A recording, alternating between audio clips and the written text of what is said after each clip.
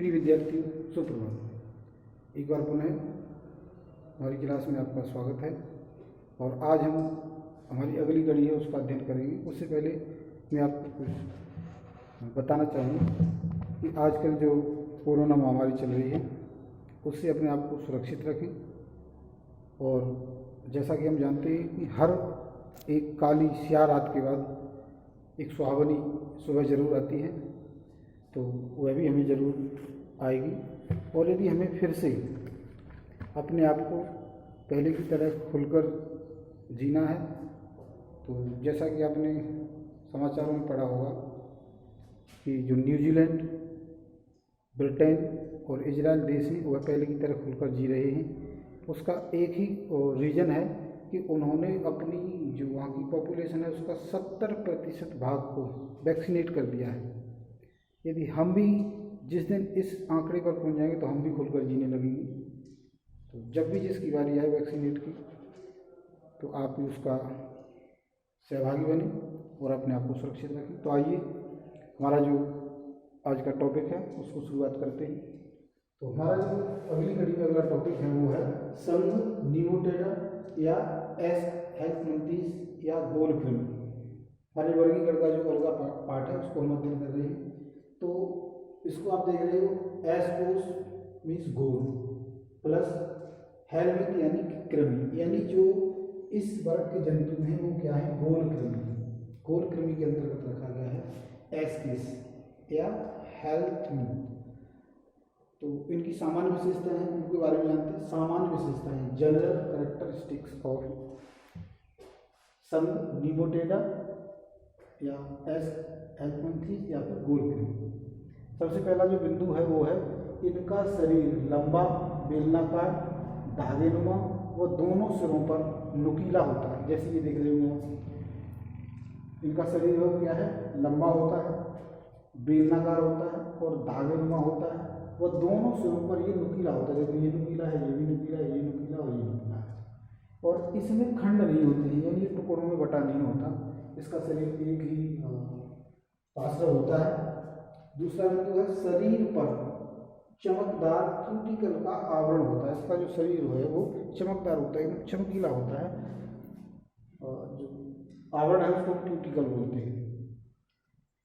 तीसरा बिंदु है ये त्रिस्तरीय द्विपार्श्व संबंधी प्राणी।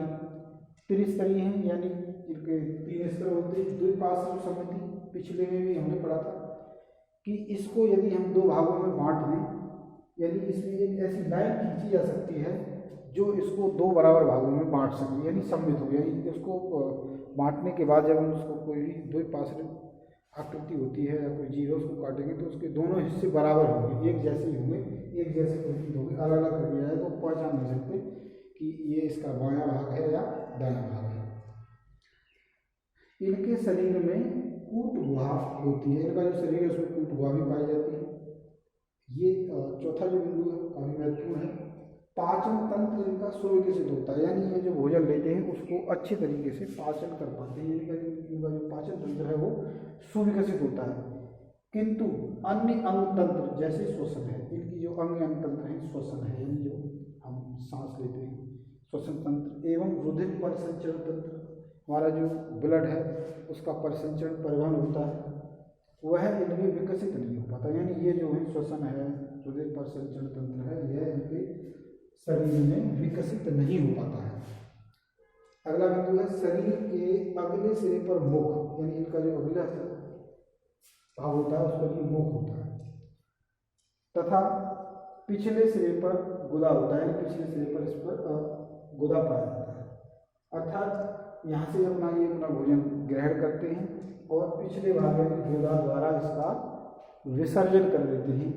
जो हानिकारक या जिनका हम अपने शरीर में उपयोग नहीं कर पाते हैं उसको वर्ज्य पदार्थ के रूप में बाहर निकालने के लिए इनके शरीर पर गुदा पाई जाती है। पिछले वाले हमने उसमें पढ़ा था प्लेटी हेल्पमंथीज में कि और उनमें गुदा नहीं थी।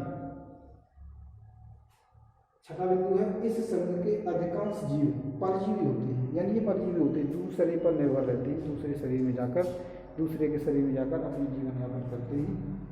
कुछ जीव इसके जो कुछ जीव मिट्टी में रहते हैं, मिट्टी में पाए जाते हैं। आपने देखा होगा जो गोल कृमि होते हैं, जैसे वो जल, उस जल में भी रहती है। यह मनुष्य में बहुत रोग उत्पन्न करती है, यानी बहुत सारे रोग।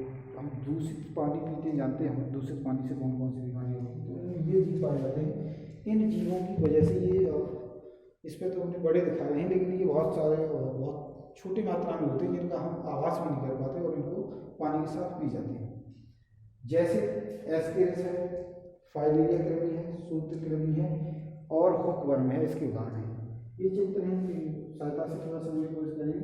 जैसा कि इसमें हमने पढ़ा था कि इसके जो शरीर बेलनाकार और लंबा होता है, साथ में जो सिरे हैं ऊपर नुकीला होता है, तो ये एस्केरिस है, ये नर भाग है और ये इसका मादा भाग है।